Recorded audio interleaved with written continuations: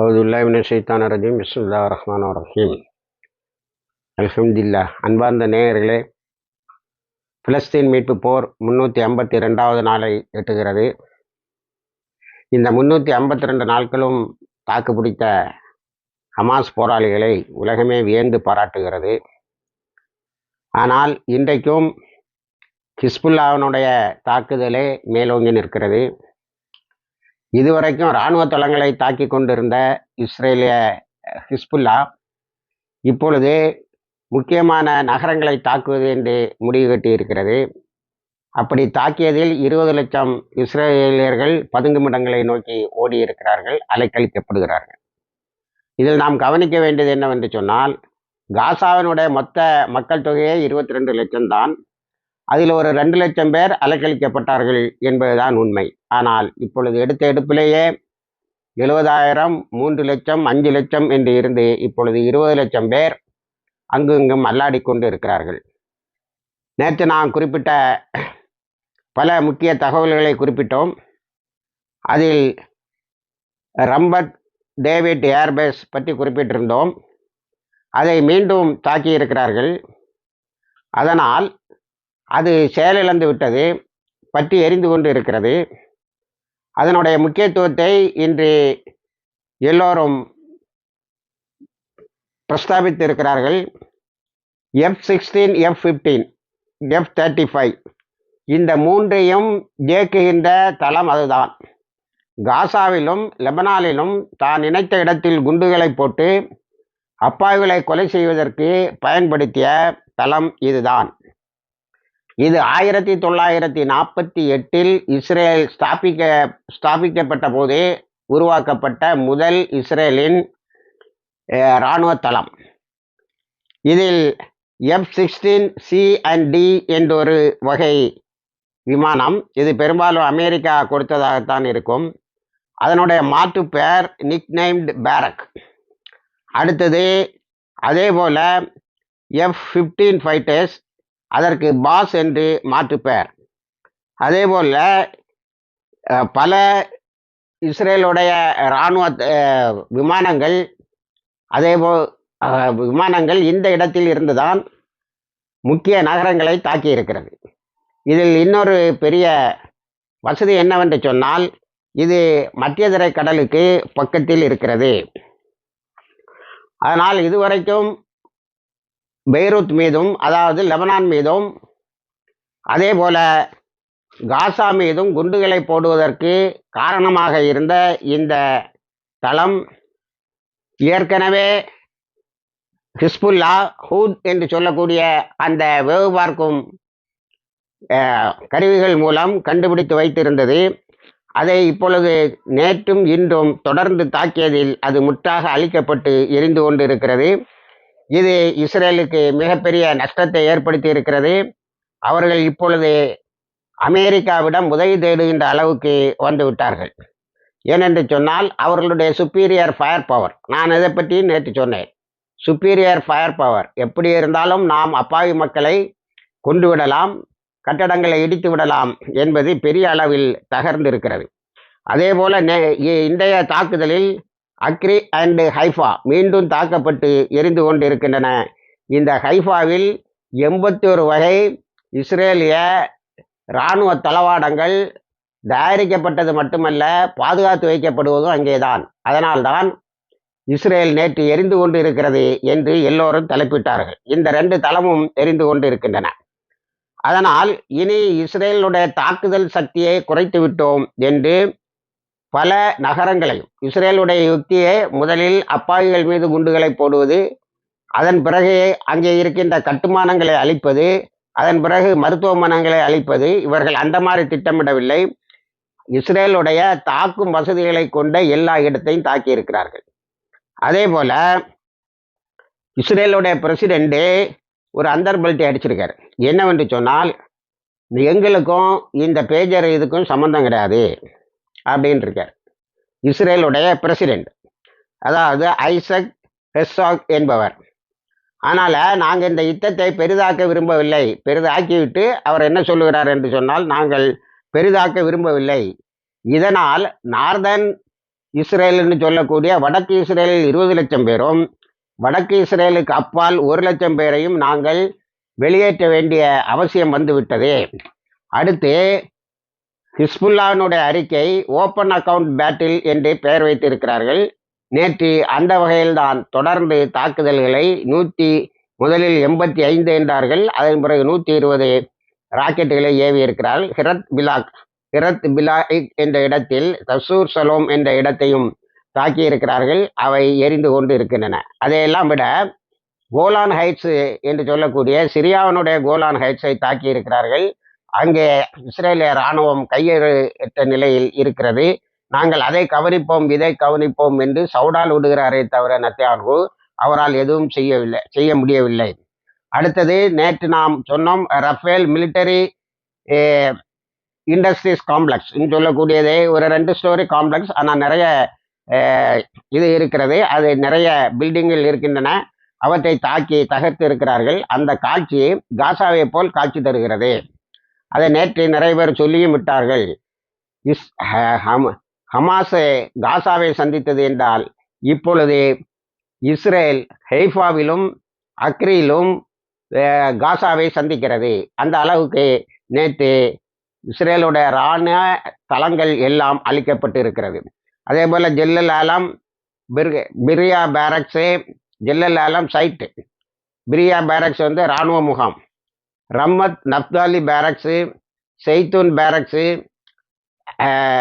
Beit ஹிலல்ல ஒரு பெரிய தாக்குதல், ஹிலா பேரக்ஸில் ஒரு பெரிய தாக்குதல், 300வது பிரிகேட்ஸை துவம்சம் பண்ணிவிட்டார்கள். 146 கொலையூரும் குற்றுயிருமாக கிடக்கிறது. 146வது டிவிஷன். இப்படி தாக்குதல், அதை இஸ்ரேலிய இராணுவத்தினரே சொல்லி இருக்கிறார்கள். அதை இஸ்ரேலிய மீடியாக்கள் எப்படி வெளியிடுகின்றன என்று சொன்னால், ஒரு நிமிஷம் கூட விட மாட்டாங்கிறாங்க. நாளை பற்றி பேச்சே கிடையாது. ஒரு நிமிஷம் விடாமல் தாக்குதல் நடந்து கொண்டு இருக்கிறது. இதனால் இஸ்ரேலுடைய நார்தன் இஸ்ரேலுடைய மருத்துவமனைகள் எல்லாம் இனி கார் பார்க்கிங் ஏரியாவில் எங்கெல்லாம் அண்டர் கிரவுண்ட் இருக்கோ அங்கே தான் வேலை செய்யும். நாங்கள் எங்களுடைய மெடிக்கல் சர்வீஸை ஒரு எமர்ஜென்சி வட்டத்துக்குள் கொண்டு வந்திருக்கிறோம். ஆகவே முடிந்த வரைக்கும் எல்லோரும் அங்கிருந்து தப்பித்து வந்து விடுங்கள். காயம்படுபவர்களுக்கு நீங்கள் மருத்துவமனைகளை தேடாதீர்கள், அவை நிலத்துக்கு மேலே வேலை செய்யவில்லை. ஆகவே நீங்கள் நிலத்துக்கு கீழே போய் மருத்துவத்தை தேடிக்கொள்ளுங்கள் என்று சொல்லியிருக்கிறார்கள். நேற்றும் ஒரு 15 இடங்களை ஹிஸ்புல்லா தாக்கி இருக்கிறது. இதற்காக இஸ்ரேல் சும்மா இருக்கிறது என்று இல்லை. இஸ்ரேல் இந்த ரிதுவான் ஃபோல்ஸோடைய முக்கிய தளம் என்று தான் கருதுகிற அல் பெக்கா ஏரியாவை நேற்று தாக்கி இருக்கிறது. கொஞ்சம் பில்டிங்கள் இடிந்திருக்கின்றன, ஆனால் ஷஹீதுகள் யாரும் இல்லை. இருந்தால் ஹிஸ்புல்லா வெளிப்படையாக சொல்லியிருக்கும். நேற்று இப்ராஹிம் அல் அக்கீலுடைய நல்லடக்கம் நடைபெற்று இருக்கிறது. அதில் லட்சக்கணக்கான ஒரு குழுமி தொடர்ந்து இந்த தாக்குதல்களை நடத்துவோம் என்று உறுதிமொழி எடுத்திருக்கிறார்கள். ஆக நேற்றும் இன்றும் ஹிஸ்புல்லாவுடைய தாக்குதலே உலகத்தில் மிகப்பெரிய ஒரு மிகப்பெரிய செய்தியாக மாறி இருக்கிறது.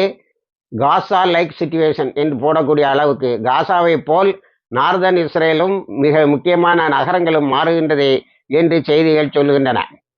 அதே வழக்கமாக இஸ்ரேல் தாக்குகிறது என்று செய்திகளை போடுபவர்கள் கூட நேற்று ஹிஸ்புல்லா டிவாஸ்டேட் இந்த name of open of battle என்று ஓப்பன் அக்கவுண்ட் பேட்டில், அதாவது நேரடியான யுத்தம் என்று சொல்லியிருக்கிறது.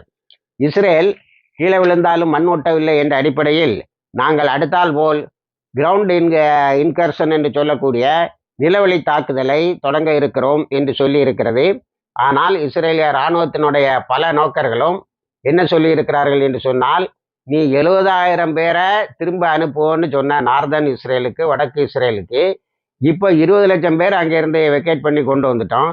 அது அல்லாமல் நார்தன் இஸ்ரேலை தாண்டி வடக்கு இஸ்ரேலை தாண்டி 1 லட்சம் பேர் அங்கேருந்து வெளியில் வந்திருக்காங்க. அதனால் இந்த மாதிரி சவுடால்கள் எல்லாம் வேண்டாம் என்று சொல்லியிருக்கிறார்கள். ஒரே ஒருவர் சொல்லியிருக்கிறார், ஹமாஸோடைய டனலை விட மிகப்பெரிய டனல்ஸ் உனக்கு அங்கே காத்திருக்கு, அதனால் பூபி ட்ராப்பு ஆம்புஷு எல்லாம் உனக்கு அங்கே நிறைய கிடைக்கும் என்று சொல்லி இருக்கிறார்கள். ஆக நெத்தன்யாஹு நான் பாடம் படித்து கொடுப்பேன் அப்படி இப்படி என்று சொல்லிவிட்டு அமெரிக்காவின் காலில் விழுந்திருக்கிறார். அடுத்தது ஹமாஸுக்கு வருவோம். ஹமாஸை பொறுத்த வரைக்கும் இது கனிமத்து பொருளின் காலம் என்று சொல்லலாம். இஸ்ரேலிய இராணுவத்தினர் விட்டு சென்ற ஆயுதங்களையும் மற்ற பொருட்களையும் அவர்கள் இப்பொழுது தேடி தேடி சேர்த்து கொண்டு இருக்கிறார்கள். நேற்று ரஃபாவில் ஒரு D9 புல்டோசரை கைப்பற்றி இருக்கிறார்கள் ஹமாஸ். அதே போல பல இஸ்ரேலிய இராணுவத்தினர் இதை பார்க்கும்போது இஸ்ரேலினுடைய இராணுவத்தினர் ஆயுதங்களை போட்டுவிட்டும் தங்களை ஏற்ற வந்த வண்டியில் இருந்து அது தாக்கப்படும் போது அதிலிருந்து தெரித்தும் ஓடி இருக்கிறார்கள். இதில் ஹமாஸ் ஒரு பெரிய டாக்டிக்ஸை கையாண்டுருக்கு. அது என்னவென்று சொன்னால், இந்த இராணுவம் திருப்பி போகும்போது, அதாவது அவங்க நார்தன் இஸ்ரேலுக்கு போகணும்ல, வடக்கு இஸ்ரேலுக்கு திருப்பி போகும்போது எந்தெந்த இடத்தையெல்லாம் கடந்து போகுமோ அங்கே உள்ள மரங்கள் முள்செடிகள் இவற்றுக்கிடையே பாம்களை மறைத்து வைத்து இவர்களுக்காக காத்திருந்து அதை அடித்து இருக்கிறார்கள். ஆகவே நேற்றும் நிறைய பிணங்கள் விழுந்திருக்கின்றன. ஹெலிகாப்டர்கள் புறக்கி சென்றிருக்கின்றன. ஆனால் அல் ஜைத்தூன், நுசிரத் ஆகிய இடங்களில் நேற்றும் குண்டுகளை போட்டு ஒரு 40 பேர் ஷஹீதாகியிருக்கிறார்கள். 58 பேர் காயம்பட்டு இருக்கிறார்கள். மொத்தமாக இதுவரைக்கும் ஷஹீதானவர்கள் காசா பகுதியில் 41,431, காயம்பட்டவர்கள் 95,018. இந்த இஸ்ரேலுடைய தாக்குதலில் அந்த பேஜர் அட்டாக்கில் இருந்து இன்னைக்கு வரைக்கும், அதாவது 17/18 நடந்த பேஜர் அட்டாக்கில் இருந்து இன்றைக்கு வரைக்கும் 87 பேர் ஷஹீதாகி இருக்கிறார்கள். 86 பேர் ஷஹீதாகி இருக்கிறார்கள். 120 பேர் தான் காயம்பட்டவர்கள் பட்டியலில் இருக்கிறார்கள். மீது எல்லோரும் குணமடைந்து வெளியே போய்விட்டார்கள் என்பது மீடியாக்களின் தகவல். இதனிடையே அல் மயாதீன் அல் ஜசீரா அவனுடைய அலுவலகத்தையும் மயாதீனை ஏற்கனவே க்ளோஸ் பண்ணிட்டாங்க. அல் ஜசீரானுடைய அலுவலகத்தை நேற்று சோதனையிட்டு மிகப்பெரிய கடுபிடிகளை கட்டவிழ்த்து விட்டு அல் ஜசீராவை என்னுடைய அலுவலகத்தை க்ளோஸ் பண்ணியிருக்காங்க. ஏன்னா இப்போ காசாவில் இருந்து பாருங்க அந்த காட்சி, அது போன்ற காட்சிகள் இஸ்ரேலில் வருகிறது. அதை இது படம் எடுத்து அனுப்பி கொண்டே இருந்தது. அதில் இஸ்ரேலுடைய ஆர்குமெண்ட் என்னன்னா, இவர்கள் இதைத்தான் படம் எடுத்து அனுப்புகிறாங்களா அல்லது புதிதான இலக்குகளையும் சேர்த்து படம் எடுத்து அனுப்புகிறார்களா என்ற ஒரு ஐயத்தை கிளப்பி இருக்கிறது. ஆனால் அது தேவையில்லை. ஏற்கனவே ஹிஸ்புல்லா உன்னுடைய எல்லா தளங்களையும் 2 முறை 2 நாட்களாக வேவு பார்த்து வைத்திருக்கிறது. ஆக நத்யான்ஹூ எங்கே இருக்கிறார் என்று தெரியவில்லை. அவர் பூமிக்கு அடியில் ஒரு பங்கரில் இருக்கிறார் என்று சொல்லுகிறார்கள். நத்யான்ஹூனுடைய உயிருக்கு நேரடியாக ஆபத்து இருக்கிறது. அதைத்தான் போராளிகள் முதல் இலக்காக வைத்திருக்கிறார்கள் என்பது சின்பத்தினுடைய அறிக்கை. அடுத்தது வெஸ்ட் பேங்கில் நேற்று ஒரு 60 பேர் அரெஸ்ட் பண்ணியிருக்கான். ஹெப்ரானில் பயங்கரமான ஒரு ரெய்டை அனுப்பியிருக்கான். ஆனால் தூபாஸ்லையும் ஜெனின்லையும் போராளிகள் பயங்கரமாக சண்டையிட்டு பல இஸ்ரேலிய இராணுவத்தினர் அழித்திருக்கிறார்கள். அவர்களை ஆம்புலன்ஸ்கள் பொறுக்கி சென்றிருக்கின்றன. ஹவுதீஸ் நேற்றும் சில தாக்குதல்களை நடத்தி இருக்கிறார்கள். அவர்கள் மிகப்பெரியதொரு அறிக்கை விட்டு இருக்கிறார்கள். ஹிஸ்புல்லாவுடைய தாக்குதலோடு நாங்களும் இணைந்து கொள்வோம் என்று சொல்லியிருக்கிறார்கள். நாங்கள் தாக்குவது நீ எதிர்பாராத திசையில் இருக்கும் என்று சொல்லியிருக்கிறார்கள். ஆனால் ஈராக் தான் இதில் கொஞ்சம் கன்ஸ்ட்ரக்டிவாக வேலை செய்கிற மாதிரி தெரியுது. ஈராக் நேற்று ட்ரோன் அட்டாக் சிரியன் கோலான் ஹைட்ஸில், ஹைஃபாவினோட சில முக்கிய தளங்கள், ஜோர்டான் வேலியிலும் திடீரென்று சற்றும் எதிர்பார்க்காமல் இஸ்ரேலுடைய தளங்களை தாக்கி இருக்கிறது. செட்டிலர்கள் துண்டை காணோம் துணியை காணோம்னு ஓடி இருக்காங்க. அடுத்தது அதே வேகத்தில் அமெரிக்காவினுடைய கொனோகோ ஏர்பேஸ் ஈராக்கில் இருக்கிறதையும் தாக்கி இருக்கிறார்கள். ஏக காலத்தில் இப்படி ஒரு பயங்கரமான தாக்குதலை தாக்கிவிட்டு எங்களுடைய தாக்குதல் தொடரும் என்று சொல்லி இருக்கிறார். இப்போ களத்தில் இறங்கி அடிக்கிறதுன்னு பார்த்தா ஈராக் இஸ்லாமிக் ரெசிஸ்டன்ஸ் தான் அதை செய்கிறது. அடுத்தது ஈரான் ஒரு செய்தியை சொல்லுகிறது. ஒரு பெரிய ஸ்பை நெட்வொர்க், ஒரு 6 ப்ராவின்ஸ்னா நம்ம இதில் 6 டிஸ்ட்ரிக்ட் 6 மாநிலங்கள்னு வச்சுக்கலாம். 6 மாநிலங்களை கனெக்ட் பண்ணி இருந்த மொசாதோடைய வேவு பார்க்கும் அந்த லிங்கை நாங்கள் பிடிச்சிட்டோம். அவங்கள எல்லோரையும் கைது செய்திருக்கிறோம். விசாரணைக்கு பிறகு அவர்களை நாங்கள் தூக்கிலிடுவோம் என்று சொல்லி இருக்கிறார்கள். ஹிஸ்புல்லா ஒரு பயங்கரமான ஒரு ஆய்வை மேற்கொண்டு கொண்டு இருக்கிறது. பேஜரில் எவன்லாம் நான் பெரிய சண்டியன், பேஜரில் குண்டு வைக்க எனக்கு தெரியும்லாம் பேசிகிட்டு இருந்தானோ அவர்களை அடையாளப்படுத்துகிறது. ஒரு நாள் இல்லை ஒரு நாள் அவர்கள் பூமிக்கு மேல் இருந்து அகற்றப்படுவார்கள் என்றதை நிச்சயம் என்று அறிவித்திருக்கிறது. இதனால் பேஜரில் சம்பந்தப்பட்ட எல்லோரும் கதிகலங்கி தங்களுடைய இடங்களையும் நாடுகளையும் விட்டு வெளியே ஓடுகிறார்கள். இஸ்ரேலுடைய president Netanyahu prime minister, president Isaac Herzog எங்களுக்கு அதுக்கு சம்பந்தம் கிடையாது, தயவு செய்து எங்களை அதில் கொண்டு வந்து சேர்த்து விடாதீர்கள் என்று ஒரு பல்ட்டி அடித்திருக்கிறார். இப்படி இந்த யுத்தம் பல்வேறு புது கோணங்களோடு ஓப்பன் ஆம் பேட்டில் என்று ஹிஸ்புல்லாவுடைய தாக்குதல் நிமிடம் விடாமல் தொடர்ந்து கொண்டு இருக்கிறது. இணைந்திருங்கள், எல்லா தகவலையும் கொண்டு வந்து சேர்க்கிறோம்.